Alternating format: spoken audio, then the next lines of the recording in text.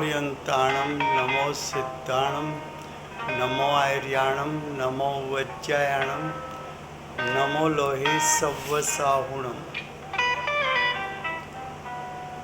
मङ्गलं भगवान् वीरो मङ्गलं गौतमो गणी मङ्गलं कुन्दकुन्दार्यो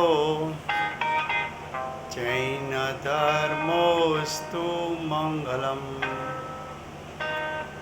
ओंकारबिन्दुसंयुक्तं नित्यं जायन्ति योगिनः कामदं मोक्षदं चैव ओंकाराय नमो नमः अहोपकारजिनवर्णो कुंदनो ध्वनि दिव्यनो चीन कुंद ध्वनि आप्या अहो आ गुरु काहनो तुझ ज्ञान ध्यान नो रंग अमया दर्श रहो ओ शिव पद तक तुझ संग माता हाथ ग्रहो।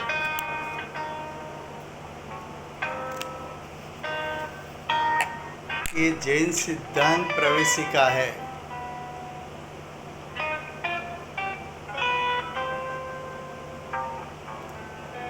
जैन सिद्धांत प्रवेशिका गोपाल दास बरैया जी ने लिखी है और उसका प्रकाशन दिगंबर जैन स्वाध्याय मंदिर ट्रस्ट ने किया है।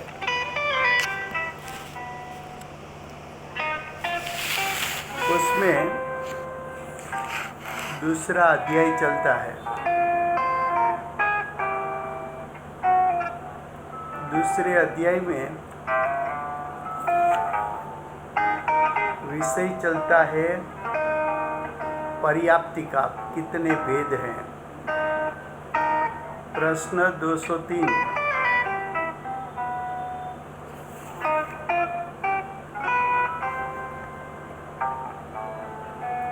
पर्याप्ति में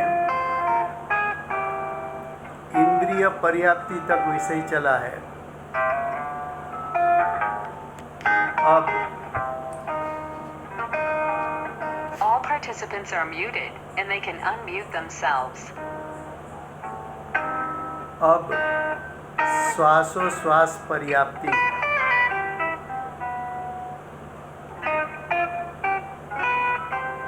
आहार वर्गना के परमाणुओं श्वासोश्वास रूप परिणमन के कारणभूत जीव की शक्ति की पूर्णता को श्वासोश्वास पर्याप्ति कहते हैं।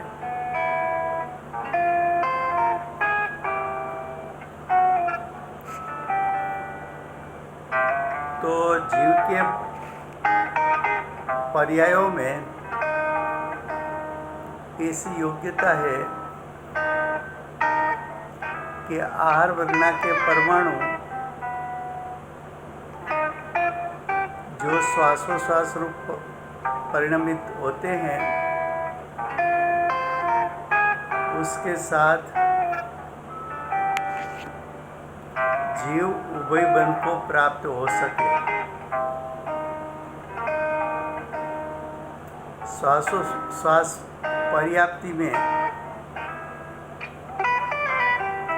आहार वर्गना की बात क्यों ली?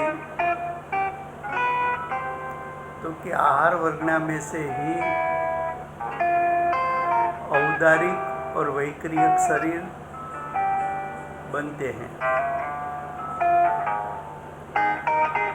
तो आहार वर्गना के परमाणुओं में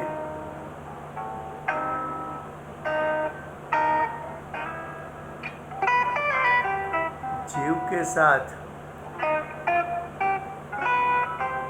निमित्त नैमित्तिक संबंध ऐसा है कि उभय बंध को प्राप्त होवे और आहार वर्गना के परमाणु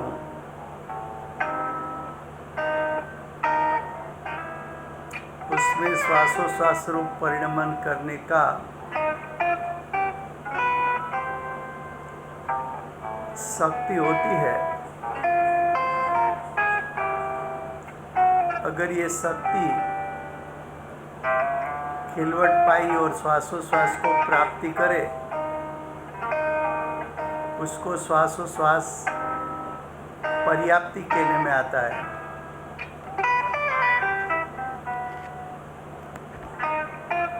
अब भाषा पर्याप्ति किसको कहते हैं?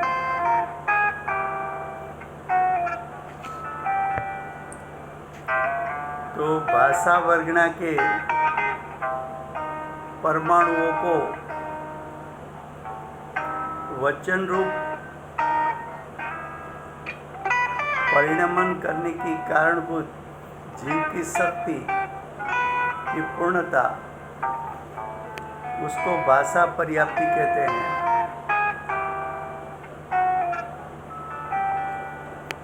तो जो भाषा वर्गना है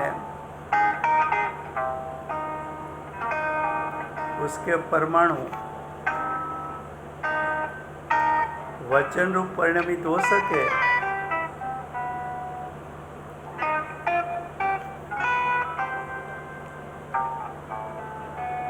वचन रूप परिणमित हो सके, उसमें कारणभूत यानी निमित्तभूत जीव की शक्ति की पूर्णता को भाषा पर्याप्ति कहते हैं। अब मन पर्याप्ति।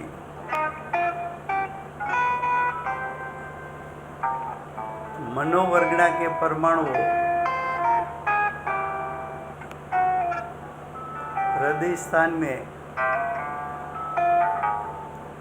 8 पखड़ी के कमलाकार मन रूप परिणमन और उसके द्वारा यानी मन के द्वारा यथावत यानी जैसी चाहिए वैसी विचार करने के कारणभूत यानी विचार करने के निमित्तभूत जीव की शक्ति की पूर्णता को मन पर्याप्ति कहते हैं।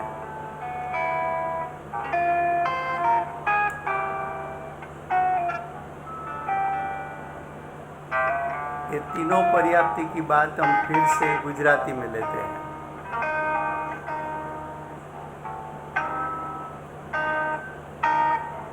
तीनों पर्याप्ति माँ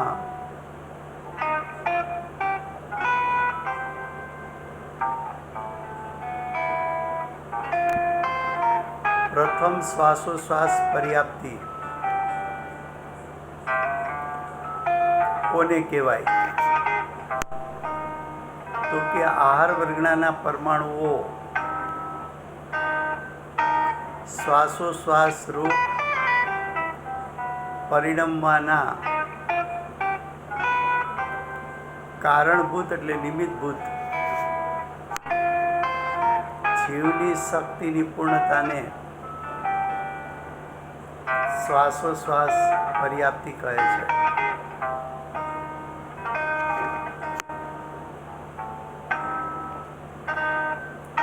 તો આહાર વર્ગના પરમાણુ છે એ શ્વાસોશ્વાસ રૂપ પરિણમન કરે ત્યારે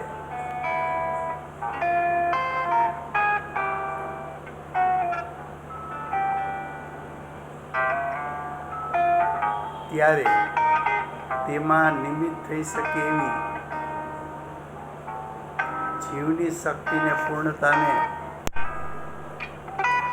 શ્વાસોશ્વાસ રૂપ पर्याप्ति કહે છે। હવે ભાષા पर्याप्ति ભાષા વર્ગના પરમાણુ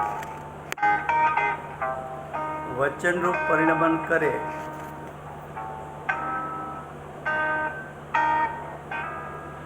તો વચનરૂપ પરિણમન કરવામાં કારણભૂત એટલે નિમિત્તભૂત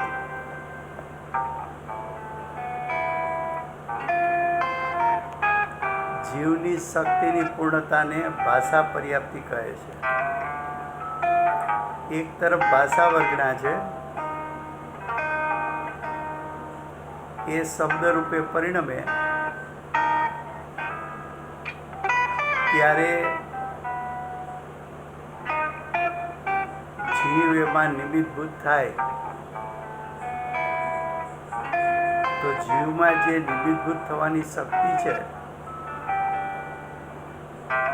એને ભાષા પર્યાપ્તિ કહે છે. મન પર્યાપ્તિ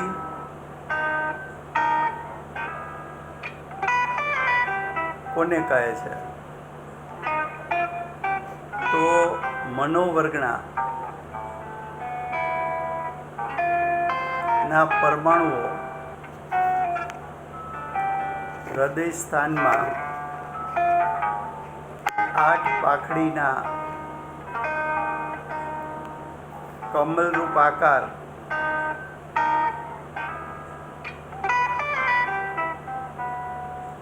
એવા મનરૂપ પરિણમે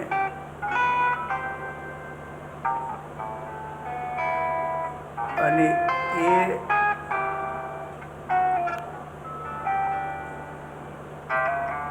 મન જોઈએ તેવી રીતે વિચાર કરવાની કારણભૂત એટલે નિમિત્તભૂત જીવની શક્તિની પૂર્ણતાને મન પર્યાપ્તિ કહે છે.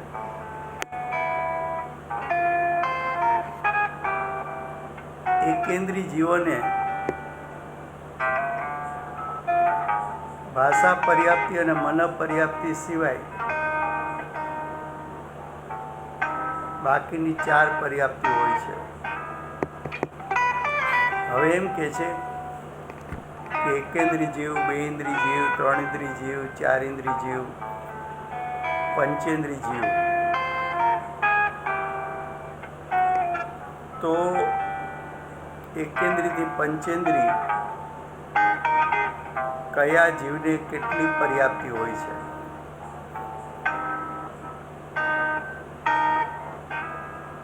તો કુલ 6 પર્યાપ્તિ છે. 6 પર્યાપ્તિમાં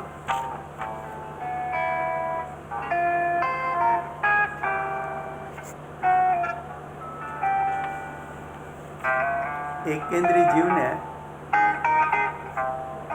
2 પર્યાપ્તિ હોતી નથી. ભાષા પર્યાપ્તિ અને મન પર્યાપ્તિ. ભાષા પર્યાપ્તિ કેમ નથી?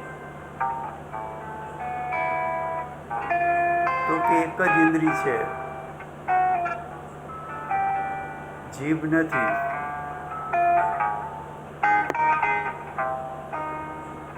ભાષા બોલી શકે એવી ઇન્દ્રિય નથી. અને એકેન્દ્રી જીવ અસંગી હોય છે એટલે મન રહિત હોય છે.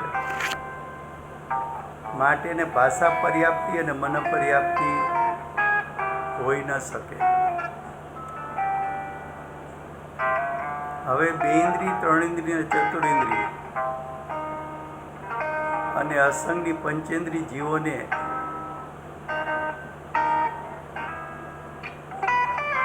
માંથી એક મન પર્યાપ્તિ સિવાયની બાકીની 5 પર્યાપ્તિ હોય છે. કારણ કે બેઇન્દ્રિયથી પંચેન્દ્રિય જીવો અસંગી છે એટલે મન હોતું નથી.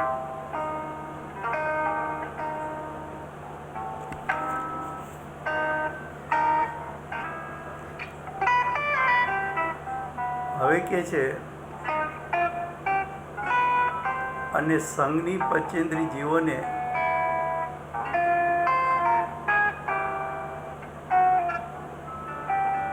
છ એ પર્યાપ્તિ હોય છે, કારણ કે સંઘની છે એટલે મન પણ છે.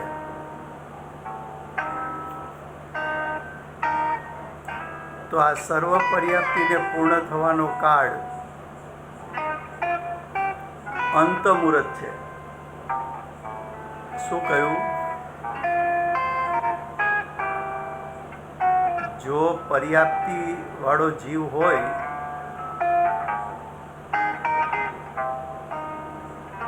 તો એનું આયુષ્ય અંત મુહૂર્ત કાળ કરતાં વધુ હોય.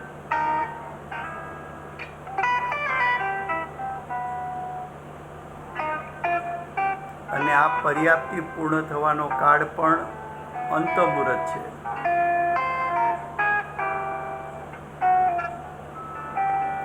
તો એક પર્યાપ્તિનો કાળ પણ અંત મુહૂર્ત છે.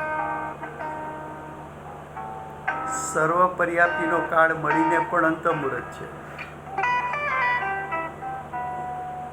પહેલેથી બીજે સુધીનો અને બીજેથી ત્રીજે સુધીનો, એવી રીતે છઠ્ઠી પર્યાપ્તિ સુધીનો કાળ ક્રમથી મોટા અંત મુહૂર્ત છે.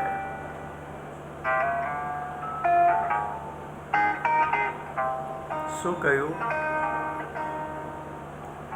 પર્યાપ્ત જીવને અંત મુહૂર્ત કાળ કરતાં વધુ આયુષ હોવું જ જોઈએ. કેમ?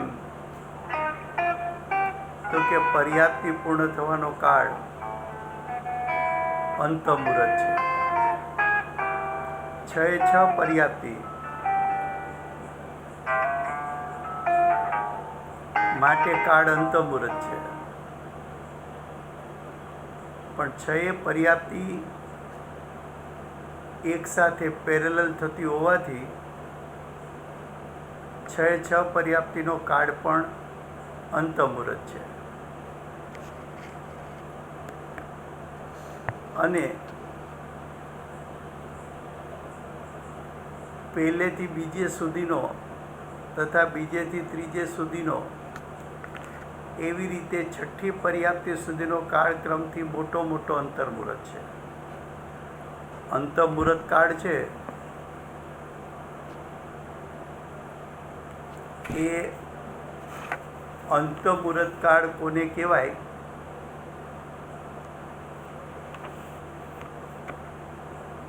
તો અંત મુહૂર્ત કાળની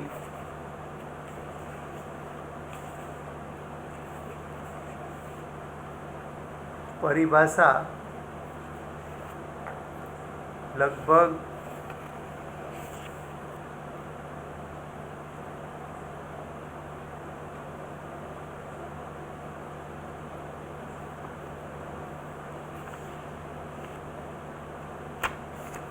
અંત મુહૂર્ત કાળ એટલે 6 આવલી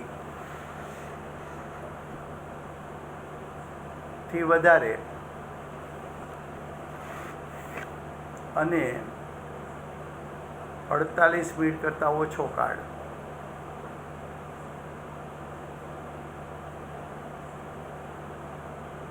તો અંત મુહૂર્ત કાળ છે એ પણ નાનો મોટો હોઈ શકે. માટે એમ કે છે કે 6 પર્યાપ્તિ છે,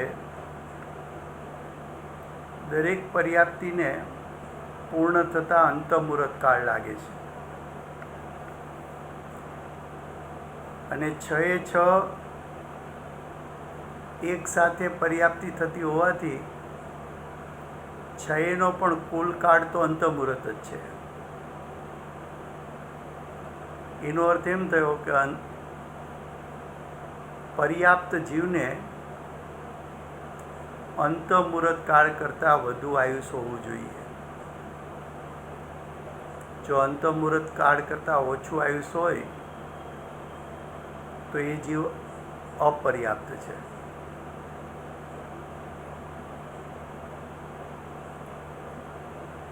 હવે આ 6 પર્યાપ્તિ છે એમાં પહેલી પર્યાપ્તિનો અંતઃમુહૂર્ત કાળ કરતાં બીજી પર્યાપ્તિનો અંતઃમુહૂર્ત કાળ થોડો વધુ હોય, બીજા કરતાં ત્રીજાનો અંતઃમુહૂર્ત કાળ થોડો વધુ હોય, એમ 6 સુધી જવાનું. એટલે છઠ્ઠી પર્યાપ્તિ સુધીનો કાળ ક્રમથી મોટો મોટો થતો જાય. હવે આગળ કહે છે, પોતપોતાને યોગ્ય પર્યાપ્તિનો પ્રારંભ તો એકદમ થાય છે, પરંતુ પૂર્ણતા ક્રમથી થાય છે. જ્યાં સુધી કોઈ પણ જીવની શરીર પર્યાપ્તિ પૂર્ણ તો થઈ ન હોય, પણ નિયમથી પૂર્ણ થવાવાળી હોય, ત્યાં સુધી તે જીવને નિવૃત્ય પર્યાપ્તક કહે છે. જો શું કહે છે ફરીવાર સમજી લઈએ કે પર્યાપ્તિને પૂર્ણ થતાં અંતઃમુહૂર્ત કાળ લાગે. પેલી આ એક વાત યાદ રાખવાની. બીજું કે અંતઃમુહૂર્ત કાળમાં પર્યાપ્તિ પૂરી થાય છે, એટલે પર્યાપ્તિ શરૂ થઈ અને પૂર્ણ થઈ, શરૂ થઈને પૂર્ણ થાય ત્યાં સુધીનો કાળ અંતઃમુહૂર્ત. પણ જીવ અપર્યાપ્તક હોય તો એને પર્યાપ્તિ પૂર્ણ ન થાય, એ પેલા મરણ પામે. પણ જે પર્યાપ્ત નામકર્મ લઈને આવ્યો હોય અને એની પર્યાપ્તિ પૂર્ણ થવાની જ હોય, એવા જીવને પર્યાપ્તિ શરૂ થઈ અને ત્યાંથી પર્યાપ્તિ પૂર્ણ થાય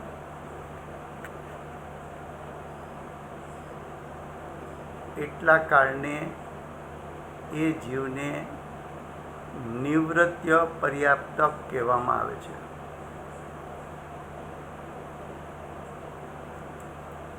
સેજ અટપટું છે. ફરીવાર, નિવૃત્ય પર્યાપ્તક એટલે શું?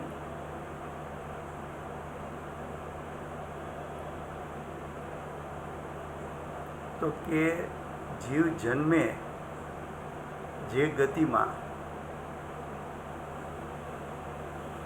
એ સાથે જ પોતપોતાને યોગ્યનો અર્થ છે, કોઈ જીવ એકેન્દ્રી હોય તો એને 4 જ પર્યાપ્તિ હોય, 2 ઇન્દ્રિય, 3 ઇન્દ્રિય, ચતુરિન્દ્રિય અને પંચેન્દ્રિય અસંગની હોય તો એને 5 જ પર્યાપ્તિ હોય. પણ સંઘની હોય, પંચેન્દ્રિય સંઘની, તિર્યંચ હોય, નારકી હોય, મનુષ્ય હોય કે દેવ હોય, તો એને 6 પર્યાપ્તિ હોય.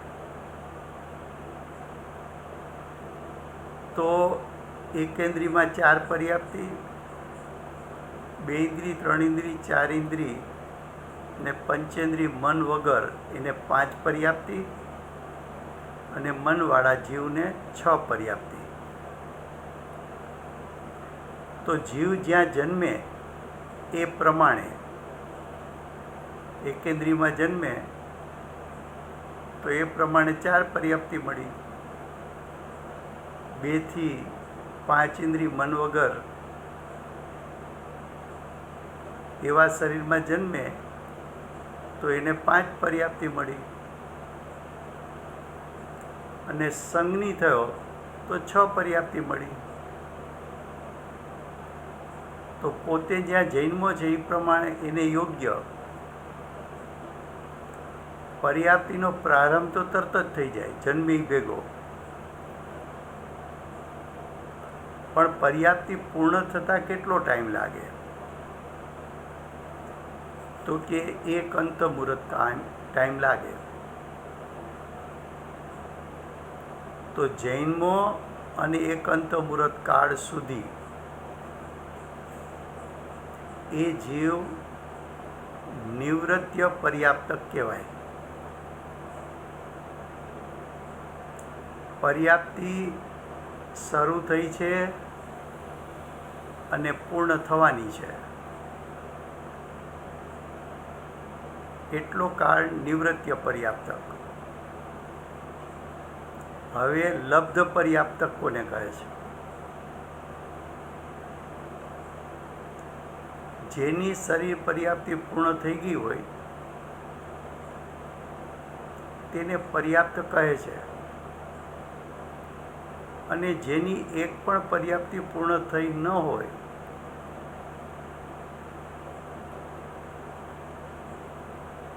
અને શ્વાસના 18મા ભાગમાં જ મરણ થવાનું હોય તો તેને લબ્ધ પર્યાપ્તક કહે છે. હવે આ લબ્ધ પર્યાપ્તક કોણ છે? નિગોદના જીવ. કેમ? તો એક શ્વાસમાં 18 વખત જન્મ મરણ કરે છે, તો એનું જીવન અંત મુહૂર્તકાળ છે જ નહીં. એનું આયુષ અંત મુહૂર્તકાળ છે જ નહીં. અંત મુહૂર્તકાળ કરતાં ઓછો કાળ છે. પણ જન્મે ભેગું પર્યાપ્તિનો પ્રારંભ થાય પણ પૂર્ણતા ન પામે ત્યાર પહેલાં તો મરી જાય. તો એવા જીવને લબ્ધ પર્યાપ્તક કહે છે.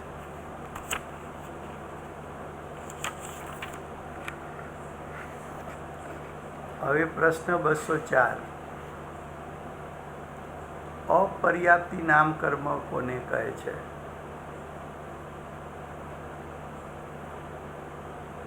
જે કર્મના ઉદયથી લબ્ધ પર્યાપ્તક અવસ્થા થાય તેને અપર્યાપ્તિ નામ કર્મ કહે છે. આના આગલા પ્રશ્નમાં લબ્ધ પર્યાપ્તકની વ્યાખ્યા આવી હતી. ત્યાં એમ કહ્યું હતું કે જીવ જન્મે એટલે પર્યાપ્તિ શરૂ થાય, પણ એનું જીવન એક શ્વાસમાં 18 વખત જન્મ મરણ કરે છે, એટલે એનો આયુષ્કાળ અંત મુહૂર્તકાળ છે જ નહીં. અંત મુહૂર્તકાળ છે નહીં તો પર્યાપ્તિ પૂરી થવાની નથી. એ પૂરી થયા પહેલાં અવસાન પામવાનો છે. તો અપર્યાપ્તકને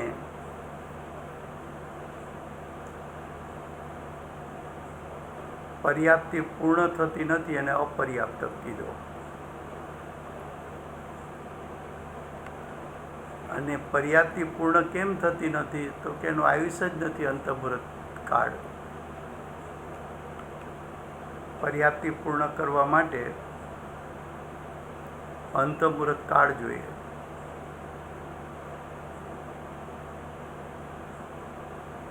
હવે પાછા મૂળ વિષય ઉપર આવે છે. વિષય મૂળ ચાલતો તો નામ કર્મની 93 પ્રકૃતિ એનું વર્ણન ચાલતું હતું. એમાં વચ્ચે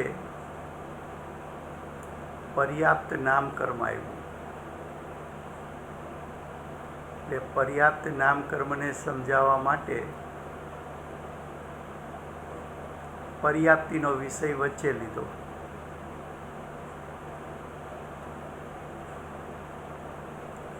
અને પછી પર્યાપ્ત કર્મ પછી અપર્યાપ્ત કર્મ છે, એટલે અપર્યાપ્ત નામકર્મની વાત કરી.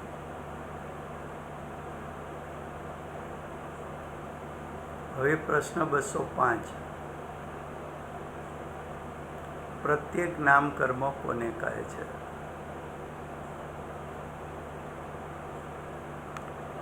પ્રત્યેકનો અર્થ છે એક જીવ અને એક શરીર.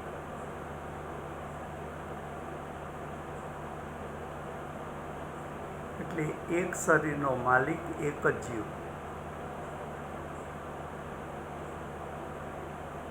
તો એક શરીરનો એક જીવ માલિક હોય તો પ્રત્યેક નામકર્મ કહેવાય. પણ નિગોદનો જીવ હોય, એક ઇન્દ્રિયનું શરીર છે અને એક ઇન્દ્રિયના માલિક અનેક જીવ છે.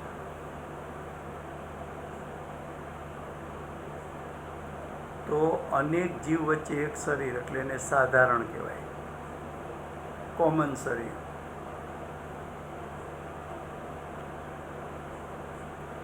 તો પહેલા પ્રશ્ન 205, પ્રત્યેક નામકર્મ કોને કહે છે? જે કર્મના ઉદયથી એક શરીરનો એક સ્વામી હોય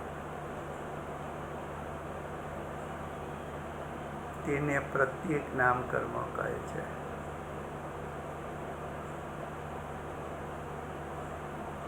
હવે સાધારણ નામકર્મ. જે કર્મના ઉદયથી એક શરીરના અનેક જીવ માલિક હોય તેને સાધારણ નામકર્મ કહે છે.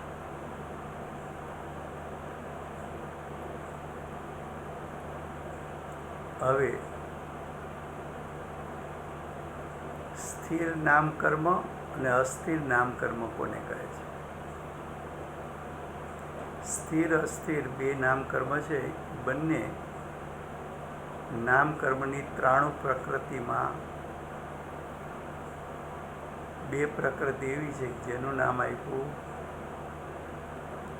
સ્થિર નામકર્મ અને અસ્થિર નામકર્મ.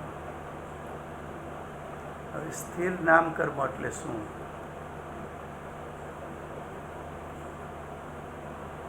તો કે કર્મના ઉદયને કારણે શરીરમાં ધાતુઓ, જેમ આપણે કહીએ છીએ કે શરીરમાં આયરન ઘટી ગયું છે,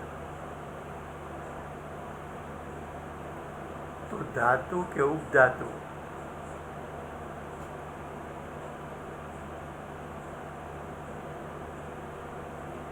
સ્થિર નામકર્મને કારણે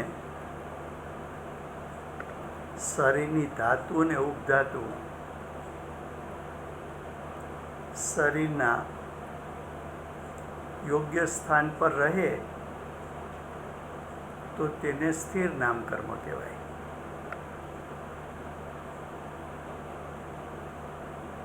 પણ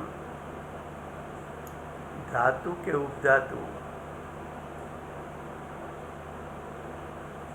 શરીરમાં ટકે નહીં અને મળમૂત્ર દ્વારા બહાર નીકળી જાય તો અસ્થિર નામકર્મ.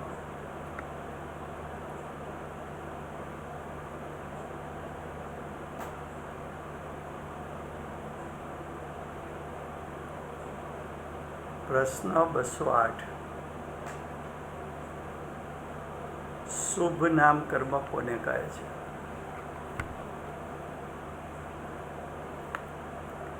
તો કે શુભ નામ કર્મનો ઉદય હોય તો શરીરના અવયવ સુંદર મળે.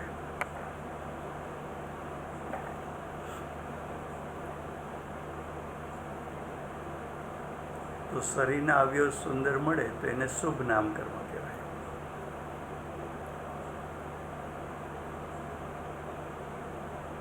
અને અશુભ નામકર્મનો ઉદય હોય તો શરીરના અવયવ સુંદરતા ન પામે, તેને અશુભ નામકર્મ કહેવાય.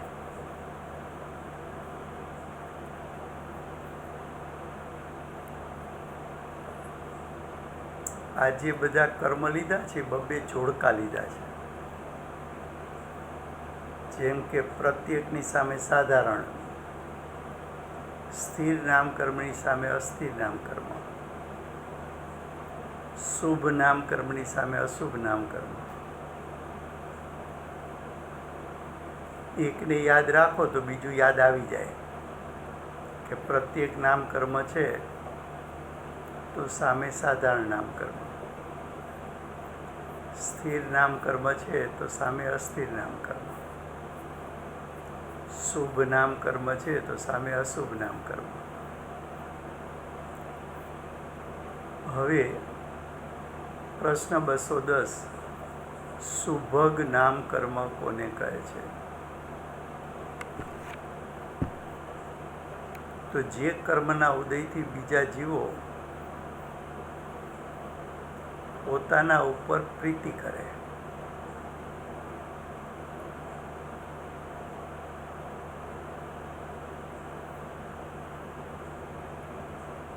તો કે પ્રભાવશાળી વ્યક્તિત્વ હોય એ સુભગ નામકર્મને કારણે મળે. એને કારણે લોકો પ્રીતિ કરે તો તેને સુભગ નામકર્મ કહે છે. દુર્ભગ નામકર્મ કોને કહે છે? જે કર્મના ઉદયથી બીજા જીવો પોતાની સાથે દુશ્મની કરે,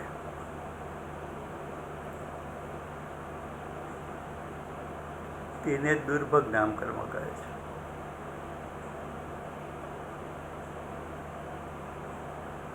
તો સુભગ નામકર્મ સામે દુર્ભગ નામકર્મ. હવે પ્રશ્ન 212, સુસ્વર નામકર્મ, એની સામે છે દુસ્વર નામકર્મ. સુસ્વર નામકર્મનો ઉદય હોય તો મધુર સ્વર મિલે, શબ્દમાં મધુરતા હોય, અવાજમાં મધુરતા હોય.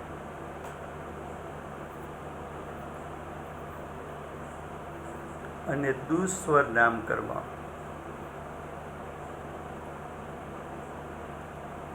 તો સ્વર મધુરતા રહિત હોય, એને દુસ્વર નામકર્મ કહે છે.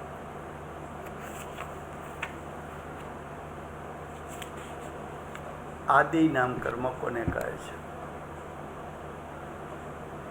આદિ નામકર્મની સામે અનાદિ નામકર્મ છે.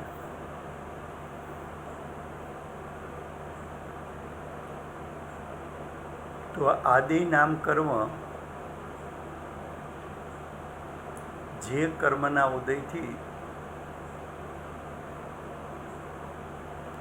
શરીર કાંતિ સહિત હોય,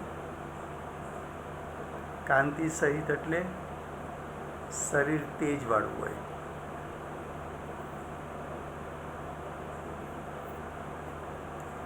જેમ આપણે ક્યારેક એમ કહેતા હોય કે અત્યારે તમે કેટલા નિસ્તેજ થઈ ગયા છો.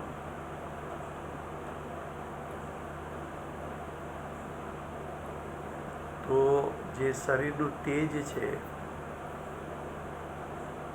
એ આદિ નામકર્મના ઉદયમાં મળે. પણ અનાદિ નામકર્મનો ઉદય હોય તો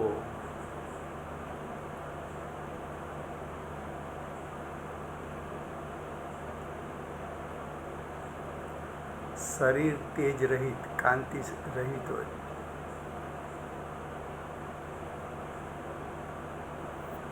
કાંતિ રહિત હોય એટલે નિસ્તેજ હોય.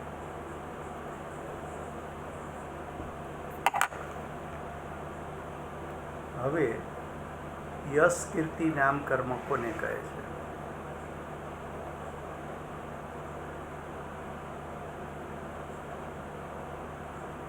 તો જે કર્મના ઉદયથી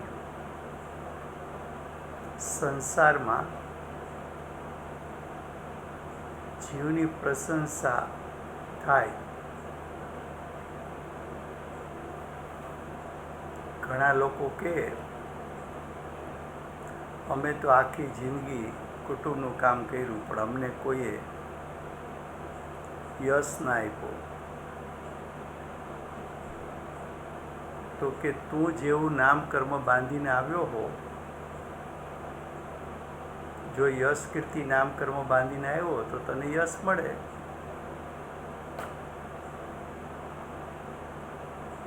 પણ અપયશ કીર્તિ નામ કર્મ બાંધીને આવ્યો હો તો સંસારમાં તારી પ્રશંસા ન થાય.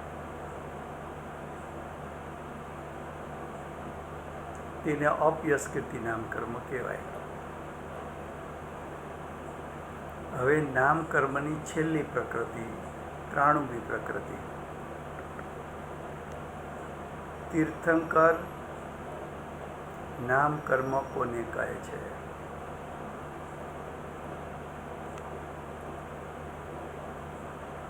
તીર્થંકર નામ કર્મના ઉદયમાં જીવને અરહંત પદને કારણભૂત એટલે અરહંત પદના નિમિત્તભૂત કર્મને તીર્થંકર નામ કર્મ કહે છે. તો તીર્થંકર નામ કર્મનો ઉદય હોય તો એ જીવ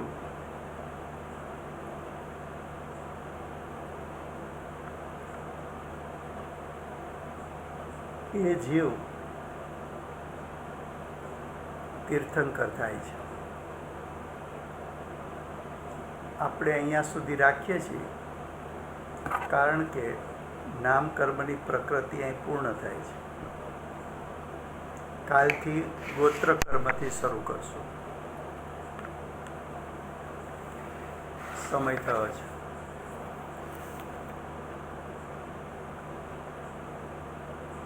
વર્તમાન 24ના આખરી તીર્થંકર દિવ્ય ધ્વનિના દાતાર બાલ બ્રહ્મચારી મહાવીર ભગવાનનો જય હો. મહાવિદ્ય ક્ષેત્રે બિરાજતા પ્રથમ તીર્થંકર ધર્મ ધુરંધર અનંત ચતુષ્ટયના ધારક દિવ્ય ધ્વનિના દાતાર શાસન ઉપકારી શ્રી સિમંદર ભગવાનનો જય હો.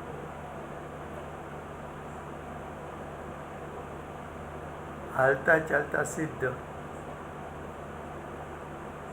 આગમના રચયિતા મહાસમર્થાચાર્ય ભગવત કુંકુંદાચાર્ય દેવનો જય હો. વર્તમાન કાળે જીવની મુખ્યતાથી કર્મનું સ્વરૂપ સમજાવનાર સાક્ષાત ઉપકારી તીર્થના નાયક, તીર્થના સ્થાપક, તીર્થના પ્રવર્તક પરમ કૃપાળુ શ્રી સદગુરુદેવનો જય. પૂજ્ય ગુરુદેવનો નવ ભવનો મહિમા બતાવનાર સ્વાનુભવયુક્ત જાતિસ્મ જ્ઞાનયુક્ત પ્રસમમૂર્તિ ભગવતી માતનો જય હો. સમ્યક દર્શનની પ્રાપ્તિમાં નિમિત્તરૂપ અષ્ટજિનવાણી માતનો જય હો. પૂજ્ય ગુરુદેવ અને માતાજીની સાધના ભૂમિ સુવર્ણપુરી ધામનો જય હો. સુવર્ણપુરી ધામમાં બિરાજતા સર્વે દેવ શાસ્ત્ર ગુરુ ભગવાનનો જય હો.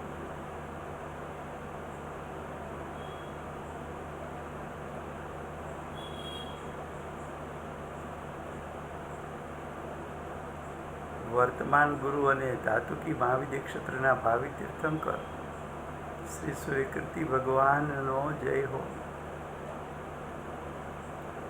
સૂર્યકીર્તિ ભગવાનના સમોસરના મુખ્ય ગણધર દેવેન્દ્ર કીર્તિનાથ ભગવાનનો જય હો. પરમ દિગંબર જૈન ધર્મનો જય હો.